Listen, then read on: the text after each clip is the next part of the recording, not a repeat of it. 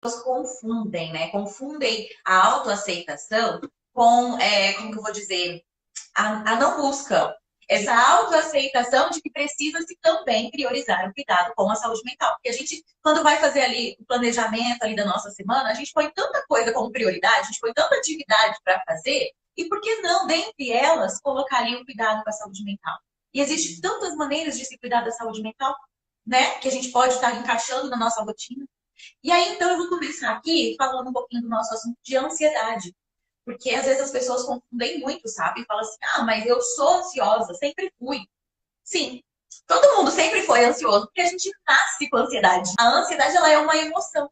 E a gente, assim como tantas outras emoções que a gente tem, né? A tristeza, a raiva, a ansiedade é uma emoção, porque a gente nasce com ela. Então, é a que a gente chama de ansiedade fisiológica. Aquela que a gente nasce com uma proteção que a gente tem, que vai nos alertar ali frente a algum perigo, que é o que a gente chama de luta e fuga. Ela nos alerta que existe um perigo, e aí a gente toma a decisão de lutar contra aquele perigo ou fugir daquele perigo. Né? Essa é a nossa ansiedade, que bom que nós temos ela, porque senão a gente acabava fazendo um monte de coisa sem se cuidar. Né? Então a gente precisa dessa ansiedade, por isso que a gente já nasce com essa emoção. Agora, quando essa ansiedade começa a ficar cada vez mais intensa, mais forte, numa intensidade maior, numa quantidade maior, né? E ela começa a nos gerar ali alguns sinais, alguns sintomas e alguns transtornos no nosso dia a dia, na nossa rotina, a gente precisa, então, cuidar dela para que ela volte para o equilíbrio fisiológico dela, para que ela volte a nos beneficiar e não nos prejudicar. E aí as pessoas perguntam, mas como que eu vou saber se essa ansiedade é patológica? Se essa ansiedade é a ansiedade que eu preciso tratar? Eu sempre falo assim, está gerando algum desconforto? É hora de Tem cuidar. algum prejuízo, né? Assim, o que que é que ela está causando, né? Eu sempre falo assim, não espera o leite derramado da caneca. Então, assim, não espera essa ansiedade te paralisar, que você não consegue mais ir em determinados lugares, não consegue mais estar com determinadas pessoas, às vezes não consegue nem ir trabalhar, né? Porque às vezes relaciona-se ali com algum estresse do trabalho, essa ansiedade fica maior, enfim. Não espera ficar tão fora de controle. Percebeu que está gerando algum desconforto? Ai, olha, tive uma dificuldade para dormir, parece que demora para pegar no sono, e aí eu fico pensando ali, demoro pensando porque eu tô pensando o que eu tenho que fazer no dia seguinte. Tá começando, né? O pensamento ali tá acelerado, pensando sempre, ah, vai acontecer alguma coisa ruim, e já pensando no amanhã. Porque essa ansiedade em excesso é um excesso de futuro no presente. A pessoa não está no aqui e agora, ela já está vivendo o amanhã. Que na verdade, gente, a gente não tem controle sobre isso, a gente não sabe o que vai acontecer. Mas essa pessoa já está pensando que vai acontecer de determinada maneira, ela já está assim, até se colocando o que ela vai falar, para quem ela vai falar, de que jeito amanhã. Ela não consegue viver o hoje. E aí hoje ali está acontecendo alguma coisa, ela não consegue aproveitar. Isso aqui, gente, é um exemplo que eu estou dando, tá? Porque às vezes o pessoal fala assim, ah, então é assim sempre. Não, não é assim sempre. Cada um é de um jeito, isso é um exemplo. Né? Pessoas que vão ter assim, um desconforto no estômago, então começa a ter enjoo, às vezes começa a ter diarreia, tem que ir para determinado lugar ou para determinado compromisso e não estava muito afim. Diarreia. Às vezes Coração acelerado, e isso, o desconforto ali é tão grande que ela chega a não ir para esse compromisso. Aí começa é a ir. coração acelerado, parece que o ar puxa o ar não entra, a sensação de falta de ar, aquela palpitação que diz que o coração está aqui na garganta, a sensação de que vai cuspir o coração. De Sim. tanto que o negócio está entalado aqui, né? Começa a tremer, começa a transpirar a mão, transpirar pé. E aí tem ainda os sintomas físicos que as pessoas muitas vezes não relacionam que pode ser de um excesso de ansiedade. O roer as unhas, né? Pode ser. Tá? E isso, gente, eu falo pode ser, porque precisa ser investigado. Tá? Nem tudo é ansiedade, mas também nada é ansiedade.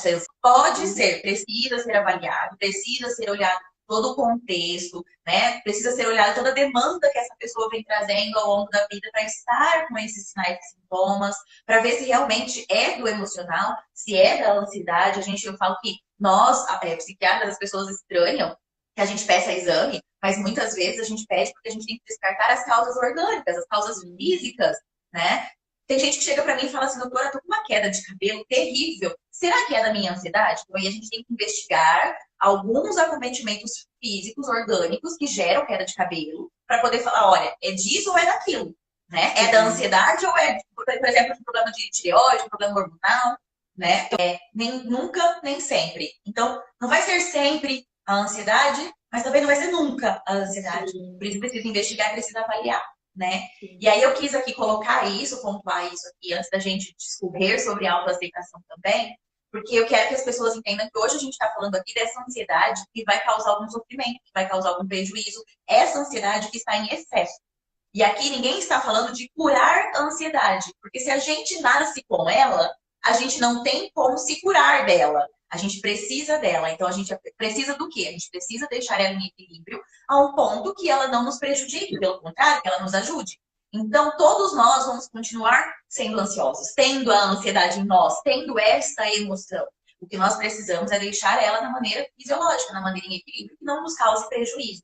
Nós precisamos aprender a viver de uma maneira onde a gente não deixe essa ansiedade se exacerbar. Elas confundem, né? Confundem a autoaceitação com, como que eu vou dizer, a não busca. É como se fosse assim, ah tá, eu já aceitei que eu sou assim e deixa assim mesmo. E não é isso, né? É aceitar que a gente não tem controle de tudo, é aceitar que a gente não tem que dar conta de tudo. E você colocou muito bem, nós estamos numa sociedade onde nós estamos, acho que na era da produtividade. E é o tempo Sim. todo a vida nos cobrando e nós nos cobrando uma produtividade que nos acelera. E este acelerar faz muito parte da ansiedade, que é estar acelerado o tempo todo, né? Então, eu sempre coloco muito que a gente precisa ter momentos de desacelerar. Porque essa era da produtividade nos faz isso. É o tempo todo precisando produzir, é o tempo todo, eu tenho que dar conta de tudo, eu tenho que dar conta da casa, dos filhos, do marido, do trabalho fora de casa, do trabalho dentro de casa, né? Tem que dar conta de tudo, tá tudo perfeito, impecável. E não é assim. Nem tudo vai sair conforme o planejado. Nem tudo vai acontecer do jeitinho que está no script. Porque a gente não tem controle de tudo.